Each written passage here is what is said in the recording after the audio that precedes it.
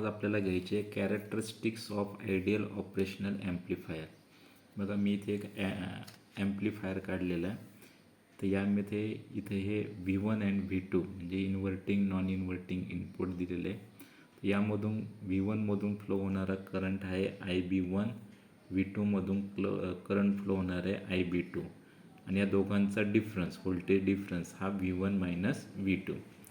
आता ह्या दोन टर्मिनलच्या अक्रॉस आपण एक रेजिस्टन्स लावलेला आहे. त्याचा जो सिम्बॉल आहे RI, याला आपण इनपुट रेजिस्टन्स म्हणतो. आणि नंतर जो आउटपुट होणार आहे वेगवेगळ्या स्टेजमध्ये तर तो एक RO हा आउटपुट रेजिस्टन्स आहे. आणि हा ॲम्प्लिफायरचा आपल्याला VO मीन्स आउटपुट व्होल्टेज. तर हा नेहमी काय असतो AV into VD means difference gain into difference in voltage. तर आज आपण याच्या एक एक कॅरेक्टरिस्टिक्स बघूया. सर्वात पहिली कॅरेक्टरिस्टिक्स आहे बघा ओपन लूप व्होल्टेज गेन. आता ओपन लूप व्होल्टेज गेन याचा अर्थ काय की इथं आपण V1 आणि V2 हे आपण पॉझिटिव्ह निगेटिव्ह हे जे पोटेन्शियल ॲप्लाय करतो तर याच्या डिफरन्सने या इथं आपल्याला काय मिळतं आउटपुट मिळतो.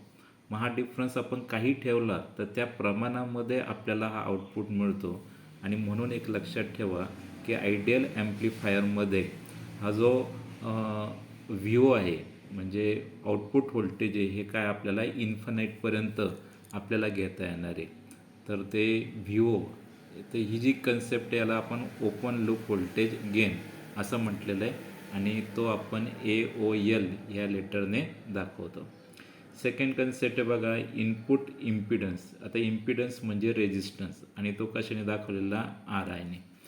तर बघा ह्या केसमध्ये हा जो इनपुट रेजिस्टन्स असतो याची व्हॅल्यू हाय असते इन द मेगा ओम असते. आणि मग इथे काय होतं तो जो IB1 आणि IB2 हे जे करंट आहे हे टोटली ब्लॉक करतो. म्हणजे पुढे फक्त काय होतं व्होल्टेज पास होतं. आणि म्हणून तो जो इनपुट इम्पिडन्स रेजिस्टन्स आहे तो इट इज इन्फानाईट, तो खूप हाय असतो. त्यामुळे इथे म्हटलेलं आहे बघा hence input current of ideal operational amplifier is 0. त्यामुळे इथं IB1 आणि IB2 हा जर बघितलं तर काय असतो 0 असायला पाहिजे कशामध्ये आयडियल ॲम्प्लिफायरमध्ये. थर्ड कन्सेप्ट आहे बघा आउटपुट इम्पिडन्स किंवा म्हणजेच आउटपुट रेजिस्टन्स. हा आपण ROने दाखवलेला आहे. तर याची व्हॅल्यू फार लो असते कारण का तर मॅक्सिमम व्होल्टेज त्यामधून पास झालेलं असतं आणि म्हणून त्याची व्हॅल्यू कन्सिडर केलेली आहे 0. ॲक्च्युली 0 नसते ती पण व्हेरी लो, पण कन्सिडर करताना त्यांनी 0 कन्सिडर केलेली आहे. आता सर्वात महत्त्वाचा एक पॉईंट आहे बघा इनपुट ऑफसेट व्होल्टेज ज्याला आपण VIOS या सिम्बॉलने रिप्रेझेंट करतो. अतिशय महत्त्वाची कन्सेप्ट आहे when both input terminals are grounded means V1 equal to V2 equal to 0. आपण बघा हे दोन्ही टर्मिनल ग्राउंड केले किंवा दोघांचं पोटेन्शियल आपण काय ठेवलं 0. But exist a small voltage at output. इथं जर बघितलं तर आता VO काय असतो AV इंटू VD, परंतु voltage difference V1 minus V2 आता हाय सेम आहे आणि हाय सेम आहे किंवा 0 मायनस 0 काय होणार 0. त्यामुळे हा सुद्धा काय होणार 0, हा पूर्ण फॅक्टर 0. ॲक्च्युली आपल्याला जर इनपुट व्होल्टेज जर आपण 0 केलेले तर आपल्याला आउटपुट व्होल्टेजसुद्धा काय मिळायला पाहिजे 0 मिळायला पाहिजे. परंतु प्रॅक्टिकली तसं होत नाही. इथं म्हटलं but exist a small output voltage. इथं आपल्याला काहीतरी आउटपुट व्होल्टेज हे मिळतं.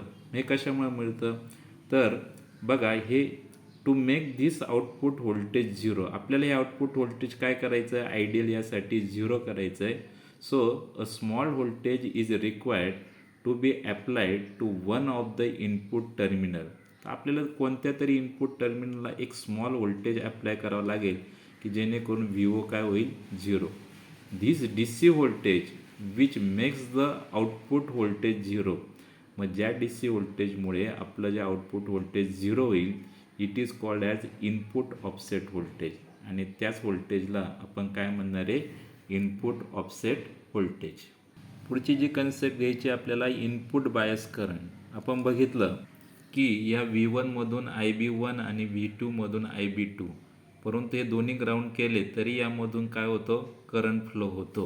मग तो करंट जो करंट फ्लो होतो त्याला आपण बायस करंट म्हणूया किंवा त्याला आपण इनपुट बायस करंट म्हणूया.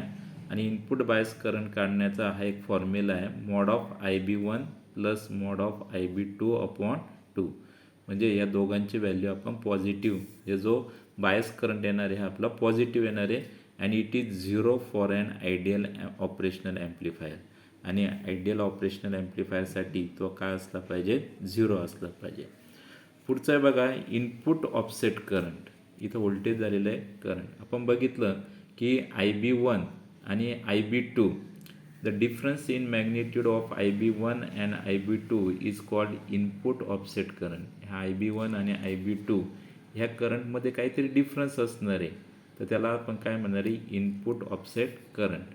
आणि हा जो करंट आहे हा IOS म्हणजेच काय, तर input offset. I means input offset आणि हा कॅपिटल I म्हणजे current. So IOS is equal to difference of IB1 minus IB2.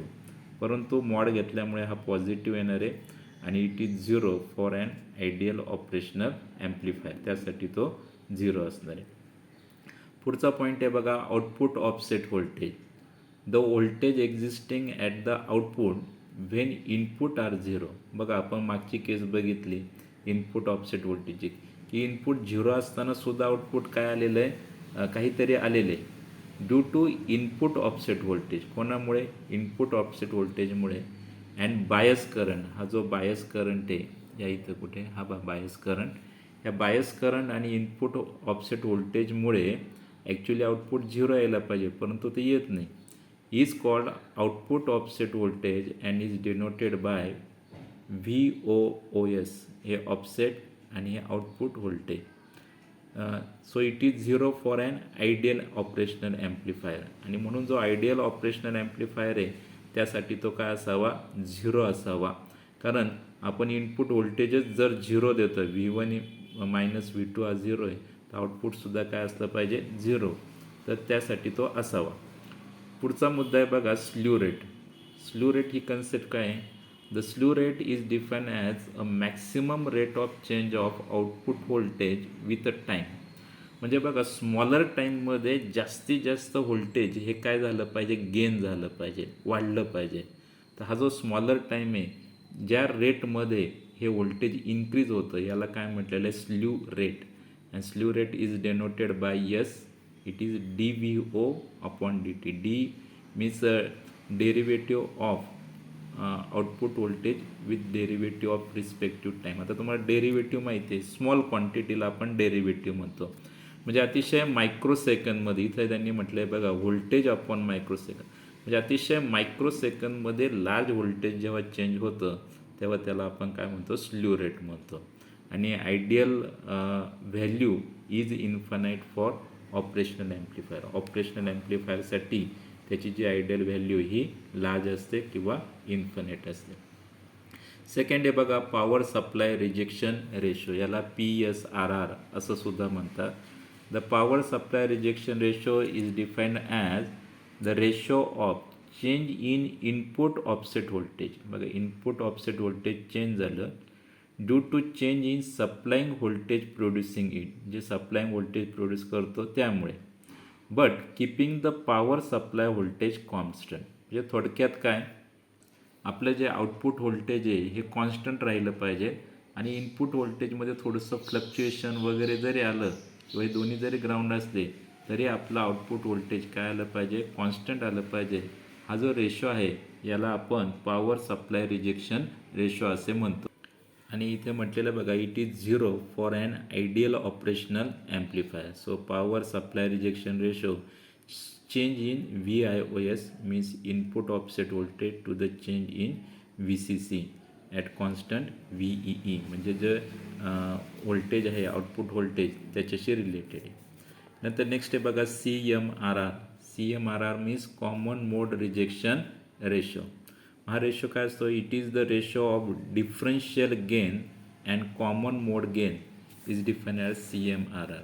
बघा हा डिफरन्स गेन आणि हा कॉमन गेन यांच्यामधला रेशो याला आपण काय म्हणतो, CMRR.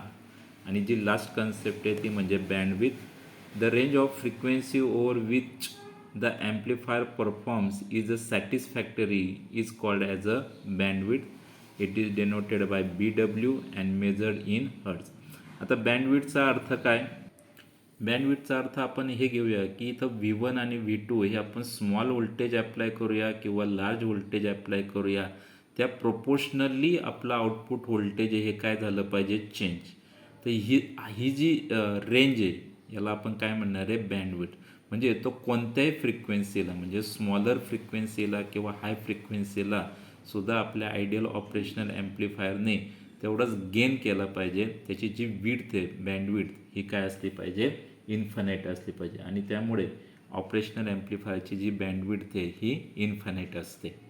या इथे आपल्याला एक चार्ट दिलेला बघा, ओपन लूप व्होल्टेज गेन, याचा हा सिम्बॉल आहे AOL, तो इन्फानाईट असतो.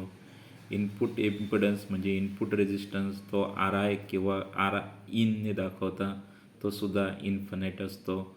आउटपुट रेझिस्टन्स RO, तो 0 आपण आयडियल याच्यासाठी घेतो, आयडियल ऑपरेशनल ॲम्प्लिफायर, पण त्याची काहीतरी स्मॉलर व्हॅल्यू असते. नंतर जे ऑफसेट व्होल्टेज आहे ते V∞ने दाखवतात, त्याची व्हॅल्यू काय असते, 0. बँडविड्थचा सिम्बॉल आहे BW, तीसुद्धा इन्फानाईट, म्हणजे low frequency to high frequency आपलं आउटपुट व्होल्टेज आपल्याला मिळालं पाहिजे. CMRR म्हणजे कॉमन मोड रिजेक्शन रेशो, याचा सिम्बॉल P आहे, तो सुद्धा काय पाहिजे, इन्फानाईट पाहिजे. म्हणजे जो AC आहे, थोडक्यात बघा इथं AC दिलेला आहे, तर हा जो कॉमन व्होल्टेज आहे हे जर 0 असले तर कॉमन मोड रिजेक्शन रेशो हा काय असणार आहे, हाय असणार. आणि लास्ट आहे बघा स्ल्यू रेट, हे काय असणार आहे, इन्फिनिटी. म्हणजे अतिशय मायक्रोसेकंदमध्ये त्याचं जे व्होल्टेज आहे हे मॅक्सिमम चेंज होतं. आणि PSRR power supply rejection ratio हा 0. म्हणजे इनपुट व्होल्टेजमध्ये फ्लक्च्युएशन वगैरे काही झालं तरी आउटपुट व्होल्टेज हे कॉन्स्टंट राहिलं पाहिजे. थँक्यू.